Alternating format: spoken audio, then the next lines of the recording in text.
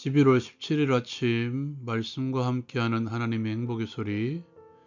이 시간에 학개서 1장 1절에서 15절 말씀을 가지고 라온 큐티 시작하도록 하겠습니다. 오늘부터 학개서 말씀이죠. 학개서를 통해서 하나님께서 우리에게 주시는 하나님의 마음을 읽을 수 있었으면 좋겠습니다. 하나님께서는 중단된 성전 공사를 학개 선지자를 통해서 다시 시작할 것을 촉구하고 있습니다. 다리오 왕 2년 여섯째 달 초하루에 여호와의 말씀이 학개를 통해 총독 스룹바벨과 대제사장 여호수아에게 임합니다. 이 백성이 말하기를 여호와의 전을 건축할 시기가 이르지 아니하였다 하느니라. 이 성전이 황폐하였거늘 너희가 이때에 판벽한 집에 거주하는 것이 옳으냐 라고 전합니다.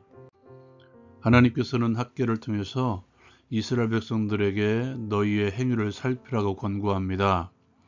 많이 뿌릴지라도 수확이 적으며 먹을지라도 배부르지 못하며 마실지라도 흡족하지 못하며 입어도 따뜻하지 못하며 일꾼이 싹쓸 받아도 그것을 구멍 뚫린 전대에 넣음이 된다고 말하죠. 다시 자기의 행위를 살피라고 권면하는 학개 선지자. 산에 올라가서 나무를 가져다가 성전을 건축하라고 권면합니다. 그리하면 그것으로 말미암아 기뻐하고 영광을 얻을 것이라고 선지자는 전합니다.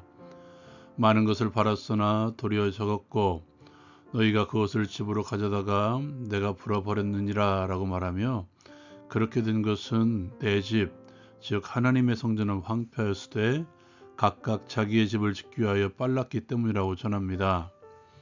이로 말미암아 하늘은 이슬을 그쳤고 땅은 산물을 그쳤으며 하나님께서 모든 소산물과 모든 사람과 가축과 손으로 수고하는 모든 일에 한재를 들게 하였다고 선지자는 전합니다.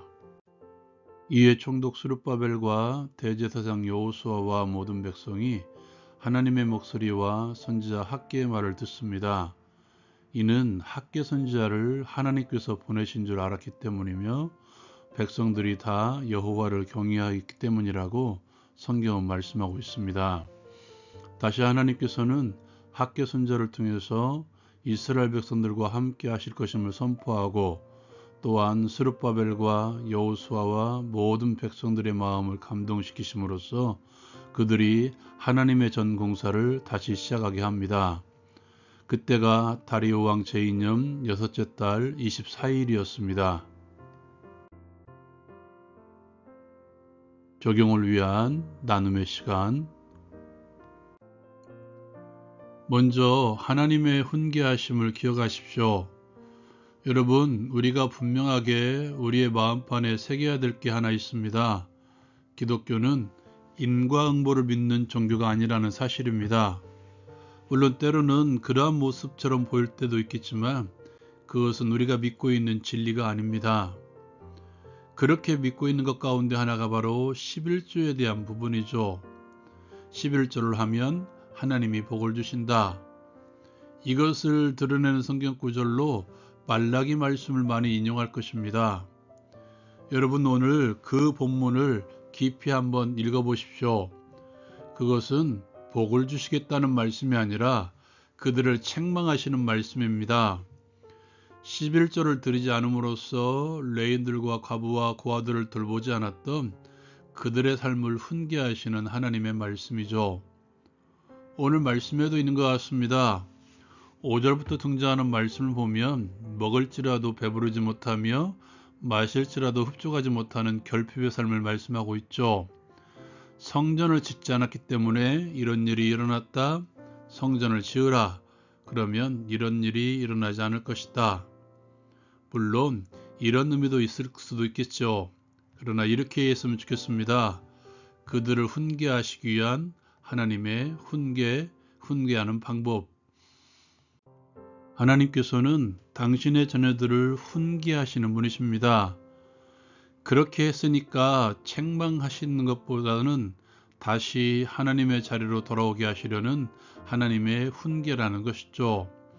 다시 말해서 벌을 내리기 위함이 아니라 돌이키시기 위함입니다.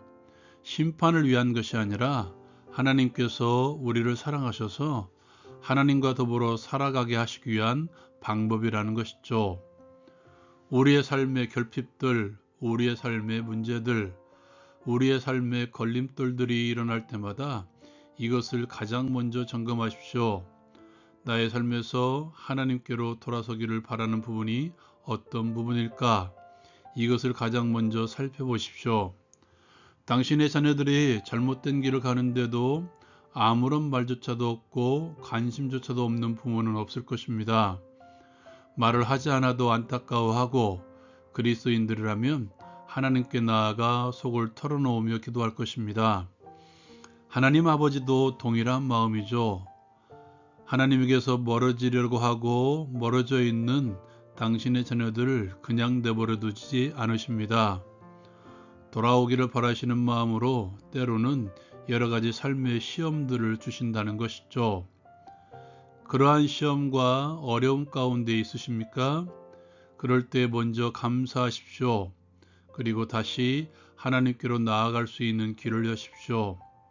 가장 기본적인 것부터 다시 시작하십시오. 오늘 말씀에 이스라엘 백성들에게 가장 기본적인 것이 성전을 지어나가는 것이었듯이 우리 안에서 성전을 지어나가기 위해서 거룩한 삶을 위한 것들을 먼저 찾으십시오. 성경은 말씀과 기도로 거룩하여 준다고 말씀하고 있음을 기억하십시오. 하나님께서는 그들에게 성전 건축하는 자리로 나아가게 하기 위해서 그들의 마음에 감동을 주십니다. 감동을 주시는 하나님, 그리고 그들은 다시 성전 건축을 이어갑니다. 하나님께서는 우리로 다시 하나님의 자리로 가게 하시기 위해서 마음에 감동을 주십니다. 그리고 다시 순종하게 하십니다. 다시 말해서 마음의 감동은 순종으로 이어질 때 진정한 감동이며 그것이 하나님이 주신 마음이라는 것입니다. 마음만 먹는 성령의 감동은 없습니다. 사도행전을 보십시오. 성령께서 초대교회 성도들에게 감동을 주시니까 그들이 더욱 나가서 복음을 전하고 함께 교제하고 기도하며 예배하는 삶을 살아갔습니다. 성령의 감동하심은 행함이 있는 감동이어야 되며 또한 그렇게 움직이고 가십니다.